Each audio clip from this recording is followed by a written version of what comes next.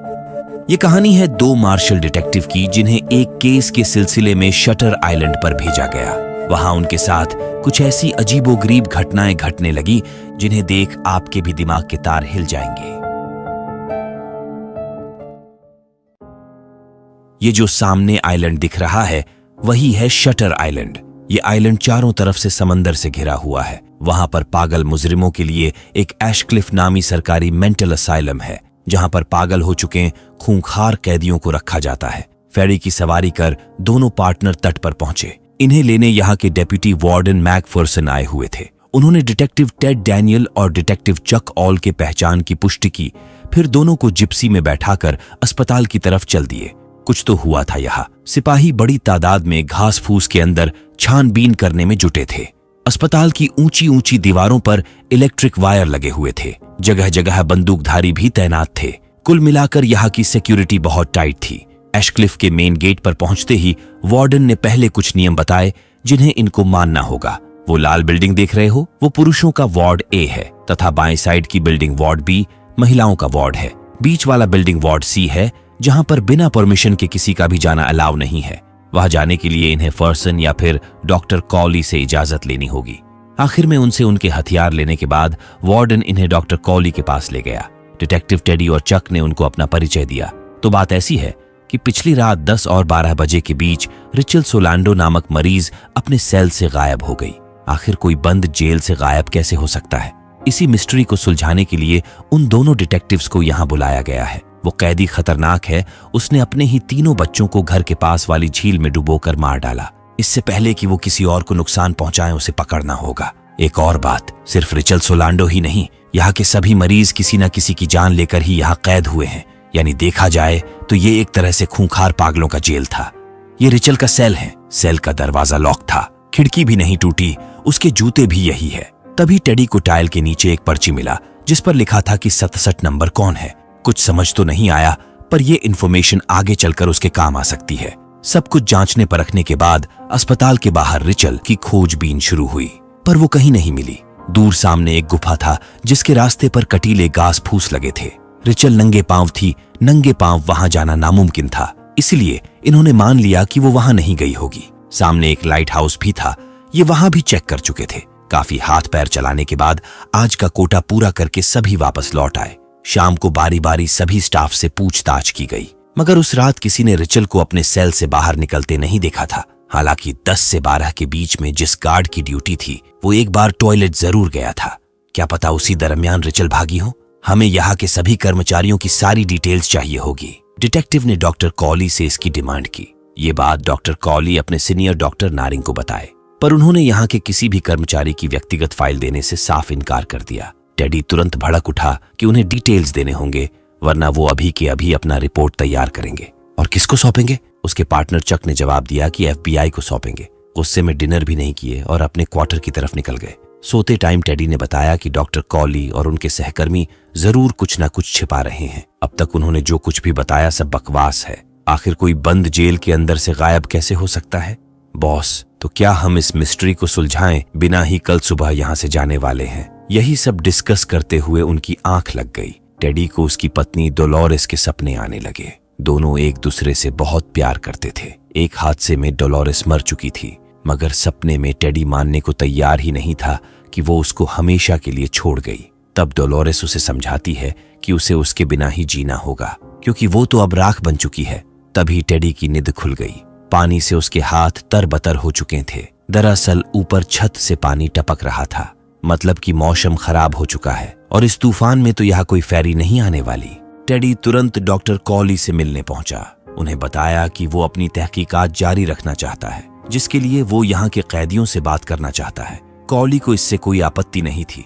इसके बाद टेडी ने काफी सारे कैदियों से जेल से भागने वाली महिला रिचल सोलांडो के बारे में पूछा। लगभग सभी ने एक जैसा ही जवाब दिया। असल में रिचल की दिमागी संतुलन ठीक नहीं थी। वो जेल को घर तथा कर्मचारियों में से किसी को दूध वाला तो किसी को किराने वाला समझती थी। इसके अलावा टेडी ने सबसे एंड्रू लेडिस नाम के एक कैदी के बारे में भी पूछा, मगर एंड्रू लेडिस कौन है उनमें से किसी को नहीं पता था। एक महिला कैदी ने पानी लाने के बहाने चक को भेजा, फिर तुरंत टेडी को कुछ लिखकर पकड़ा दी। चक ने चिट्ठी देते हुए देख लिया। बाहर आकर वो ये बात टेडी से पूछा और ये भी कि एंड्रयू लैडिस कौन है। तो बात ऐसी है कि कुछ सालों पहले टेडी की वाइफ की आग में जलकर मृत्यु हो गई थी। वो आग एंड्रयू लैडिस ने ही लगाई थी। यही नहीं, उसने एक स्कूल में भी आग लगा दिया था जिसमें 2 बच्चों की मौत हो गई। असल में उसे आग से खेलने का शौक था। सजा होने के बाद उसे शटर आइलैंड भेज दिया गया था, मगर वो यहाँ नहीं है तो फिर गया कहाँ?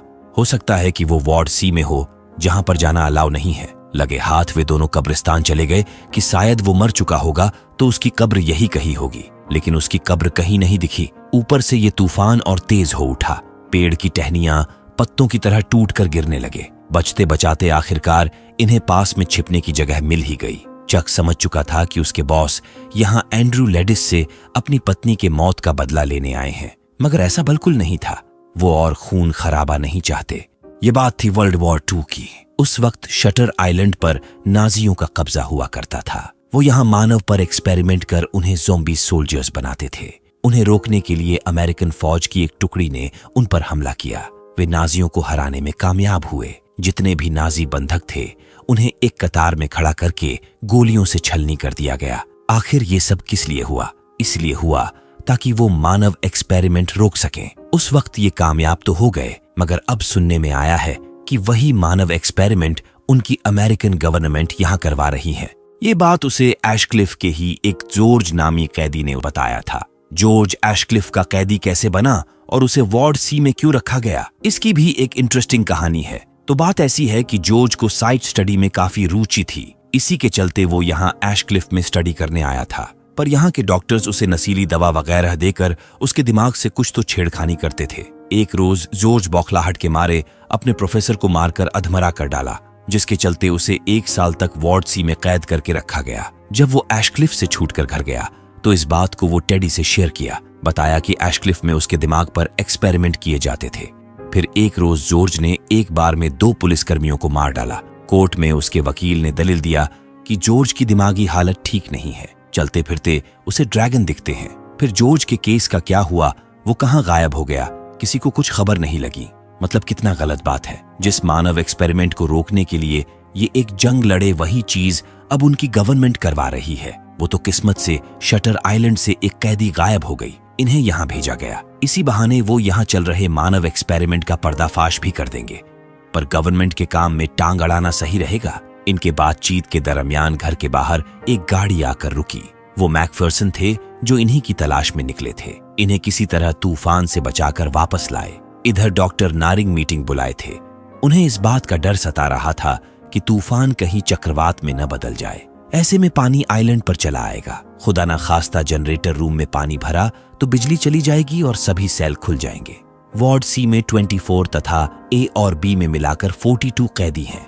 अगर वे बाहर निकले तो उनको संभालना मुश्किल हो जाएगा। तभी टेडी ने बीच में टोकते हुए कहा कि सभी वार्ड को मिलाकर 66 कैदी हुए।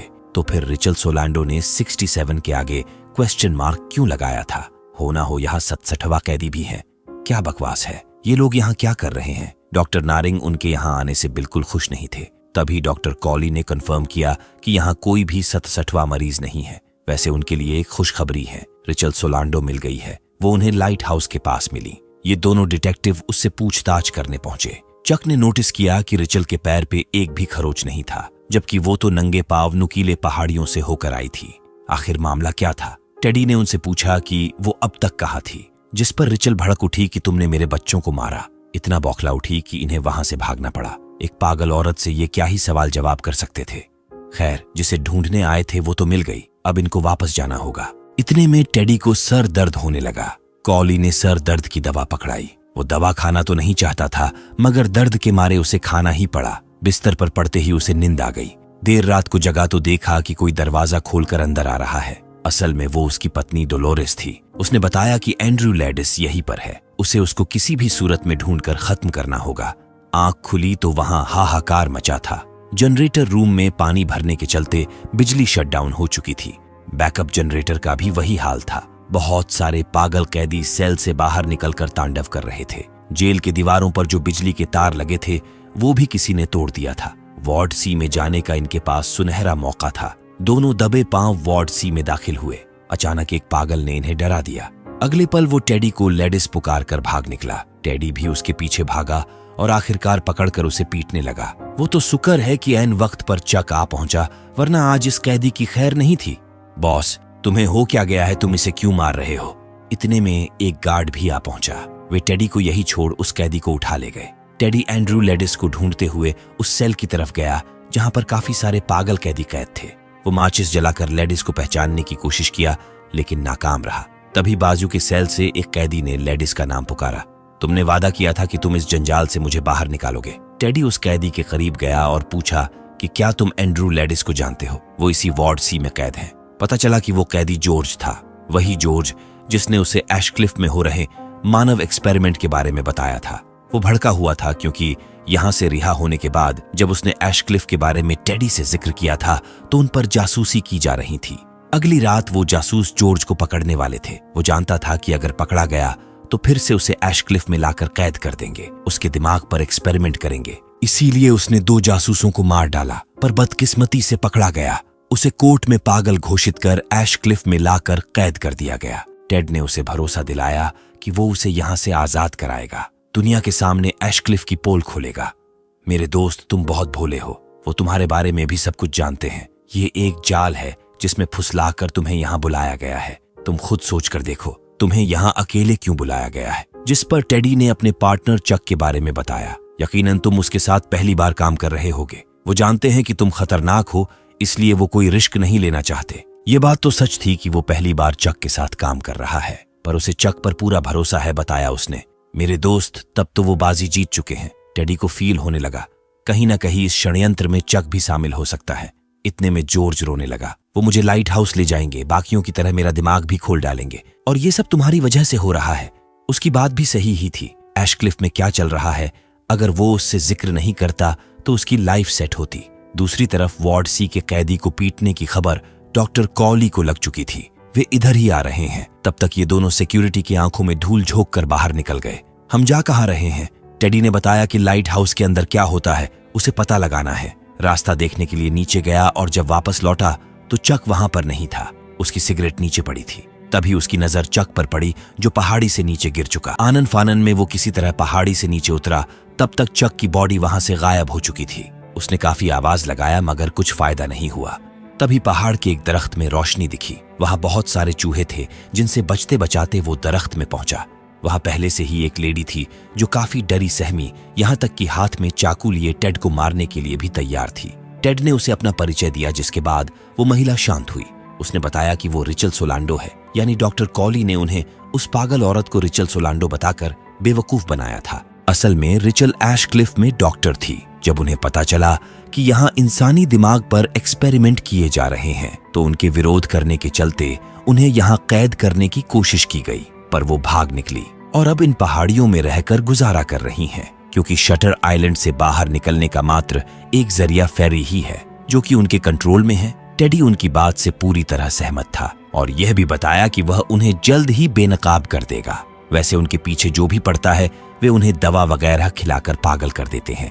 कहीं आप भी तो उनकी दवा या फिर उनके द्वारा दी हुई सिगरेट तो नहीं पी रहे? हाल फिलहाल सिर दर्द या फिर चलते चलते सपने तो नहीं आ रहे? ये सब तो हो रहा है उसके साथ। रिचल घबरा गई कि वे उसे भी पागल करने की दवा खिला रहे हैं। जो भी हो, मैं आपको बचाने वापस जरूर लौटूंगा। रिचल को दिलासा देकर वो लाइट हाउस की तरफ निकल पड़ा। रास्ते में उसे एक सिपाही ने देख लिया, जिसके चलते उसे वापस एशक्लिफ लौटना पड़ा। अंदर वे सारे लोग जिनसे टेडी ने पूछताछ की थी, वे सब डॉक्टर्स को टेडी के बारे में कुछ तो बता रहे थे और तो और हंस भी रहे थे। डॉक्टर कॉली टेडी से मिले। किसी ने वार्ड सी में जाकर एक कैदी से मारपीट किया है, इसका भी जिक्र किए। अब तो रिचल मिल चुकी, उनको अब जाना भी होगा। जाने से याद आया कि उसका पार्टनर चक कहीं दिख नहीं रहा। कौन चक? आप तो यहाँ अकेले ही आए थे। भाई साहब, उसका तो दिमाग ही हैंग हो गया। अगले दिन जैसे ही मौका मिला वो एक टाई चुराकर भाग निकला। इस टाई को डॉक्टर कॉली के कार की टंकी में डालकर विस्फोट करने ही वाला था। तभी उसकी वाइफ उसे ये सब करने से मना करने लगी, क्योंकि अगर वो चक के पीछे लाइट हाउस जाएगा तो वहां से जिंदा नहीं लौटेगा। पर उसे किसी भी बात की परवाह नहीं थी। आखिर चक उसका पार्टनर था, उसे वो मझधार में नहीं छोड़ सकता। पहले उसे अपनी बीवी तो दिखती ही थी, अब बेटी भी नजर आने लगी है। पता नहीं क्या माजरा था। सबका ध्यान इस कार पर केंद्रित करने के लिए कार में विस्फोट करके वो भाग निकला। रास्ते में जितनी भी बाधाएं आई सबको पार कर आखिरकार वो लाइट हाउस के अंदर पहुंच ही गया। वहां बहुत सारे कमरे मिले मगर हर कमरा खाली ही था। इसी तरह चेक करते करते वो डॉक्टर कॉली के ऑफिस में जा पहुंचा। इस बार भी उसका वही सवाल था कि चक कहाँ है, क्या किया तुम लोगों ने उसके साथ? आखिर ये खेल कब तक चलता रहेगा एंड्रू? कौन एंड्रू? मेरा नाम टेडी डैनियल है। जिस पर डॉक्टर ने उससे उसके हेलुसिनेशन के बारे में पूछा। जो जागते हुए उसे उसकी पत्नी और बच्चों के हेलुसिनेशन आते हैं, वो अब कैसा है? आप मुझे पागल समझ रहे हैं, पर मैं एक यूएस मार्शल हूँ। असल में वो 2 साल पहले तक यूएस मार्शल थे। ये सबूत है उस इनटेक फॉर्म का जिस पर क्लियर लिखा है कि उसे 2 साल पहले एशक्लिफ के वार्ड सी में 67वां मरीज के रूप में दाखिल किया गया था। उसका पूरा नाम है एंड्रू लेडिस। भाई साहब, ये सुन तो उसके होश ही उड़ गए। वो ये बात मानने को तैयार ही नहीं था। तुमने वार्ड सी के कैदी को इतनी बुरी तरह क्यों पीटा? उसके पास कोई जवाब नहीं था। तब कॉली ने बताया कि वो कैदी उसे एंड्रू लेडिस कहकर पुकार रहा था, इसलिए वो चिढ़ बैठा। उनके पास रिकॉर्डिंग भी है। ये तो कुछ भी नहीं जिसके चलते उसे एशक्लिफ में कैद किया गया। वो अपराध काफी संगीन है। वो खुद को कभी माफ नहीं कर पाया, इसलिए अपनी एक और शख्सियत बना लिया जिसमें वो डिटेक्टिव वगैरह वगैरह हैं। वो यहाँ एक केस में रिचल सोलैंडो को ढूंढने आया है। उसका पार्टनर खो गया है। उसकी ये बकवास वो 2 साल से झेलते आ रहे हैं। सच तो ये है कि रिचल सोलैंडो नाम की यहाँ कोई कैदी नहीं, रिचल उसके द्वारा घड़ी गई मात्र एक कल्पना भर है। इनके तू मैं के बीच चक भी यहाँ आ पहुंचा। उसने डॉक्टर कॉली को रिपोर्ट किया, जिससे टेडी को पता चला कि चक कॉली के लिए काम करता है। आखिर सच्चाई क्या है, ये वो चक के मुंह से सुनना चाहता था। चक ने बताया कि एंड्रू लेडिस, यानी कि तुम यहाँ के सबसे इंटेलिजेंट और वायलेंट मरीज हो। यूएस मार्शल रह चुके हो। सेकेंड वर्ल्ड वॉर में अनगिनत लड़ाई लड़ चुके हो। एक झटके में किसी की भी जान ले सकते हो। इसीलिए पिछले 2 सालों से डॉक्टर शीहन उसके पीछे साए की तरह है। उसके वो साइकेट्रिस्ट है। मैंने तुम पर भरोसा किया, तुम्हें चट्टान से नीचे उतरकर बचाया और तुम इनका साथ दे रहे हो। ये यहाँ मानव एक्सपेरिमेंट करते हैं और उसे छिपाने के लिए उसे पागल बनाया जा रहा है। डॉक्टर कॉली एक पल को उसकी बात मान लिए, फिर पूछे कि वो नाजी एक्सपेरिमेंट कहाँ है, एशक्लिफ में कहाँ पर होते हैं? बता दे तो वो मान लेंगे कि वो सच बोल रहा है। असल में तंग आकर उसे छूट दी गई थी कि वो जिस नाजी एक्सपेरिमेंट की बात करते रहता है, शायद लड़ाई के वक्त होते हुए उसे देखा होगा। उसी के मार्फत एशक्लिफ में वो नाजी एक्सपेरिमेंट लैब कहाँ पर है एक्सप्लोर करना चाहते थे। वो डिटेक्टिव बनकर क्या क्या कर रहा है। चक इसकी पूरी जानकारी डॉक्टर कॉली को पहुंचाता था। लेडिस ने दिमाग पर जोर दिया, फिर चुप हो गया। डॉक्टर्स को लगा कि वो धीरे धीरे उनकी बात समझ रहा है। तभी अचानक वो कॉली की पिस्टल लेकर उन पर बरस पड़ा कि वो एंड्रू लेडिस नहीं है, उसका नाम टेड डैनियल है। उनके लाख समझाने के बावजूद भी वो नहीं माना और धड़ाधड़ कॉली को शूट कर दिया। पता चला कि ये तो उसका वहम था। उसके हाथ में वो गन भी नकली थी। ये उसकी असलियत बताने का सही वक्त था। डॉक्टर शीहन ने बताया कि उसकी पत्नी डोलोरेस पागल औरत थी। उसने अपने ही बच्चों को मार डाला। हमारे कोई बच्चे नहीं थे, ये बोलकर वो डॉक्टर शीहन पर चढ़ बैठा। इससे पहले कि वो शीहन का मुंह तोड़ता, कॉली ने उसे उसके बच्चों की फोटोज दिखाए। ये वही बच्ची थी जो उसके सपने में आती थी। आखिरकार उसे वो पल याद आ ही गया जब वो ड्यूटी से 1 हफ्ते बाद घर लौटा था। उसकी बीवी तालाब के पास थी। उसने अपने 3 बच्चों को तालाब में फेंक दिया था और बता रही थी कि वो स्कूल गए हैं, जबकि वो तो तालाब में ही दिख रहे थे। एंड्रयू उन्हें बचाने तुरंत तालाब में कूद पड़ा, मगर उसके 3 बच्चे तो कब का जा चुके थे। एंड्रयू के रोने की चीख से पूरा इलाका दहल उठा। वो उन तीनों को किसी तरह कंधे पर उठाकर बाहर लाया, फिर काफी देर तक उनके पास बैठकर रोता रहा। जितना प्यार वो अपने बच्चों से करता था, उतना ही वो डोलोरेस से भी करता था, पर इस गलती के लिए वो उसे माफ नहीं कर सका।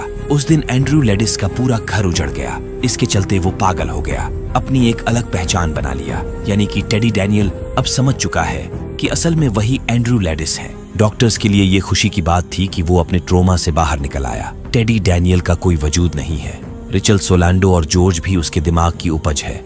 ये सब उसने क्यों किया? तो बात ऐसी है कि वो यकीन ही नहीं कर पा रहा था कि डोलोरेस ने उसके बच्चों को मार डाला और उसने डोलोरेस को। शायद इसी वजह से वो अपनी एक अलग दुनिया बना लिया, जिसमें वो हत्यारा नहीं बल्कि हीरो था। अगले दिन एंड्रयू लेडिस का दिमाग फिर से रीसेट हो चुका था, मतलब कि अपने आप को वो फिर से टेडी डैनियल समझने लगा था। डॉक्टर शीहन ने इशारे से इस बात की पुष्टि की कि वो अभी ठीक नहीं हुआ है। इस बात से डॉक्टर्स निराश थे। तो दोस्तों, ये थी कहानी शटर आइलैंड की।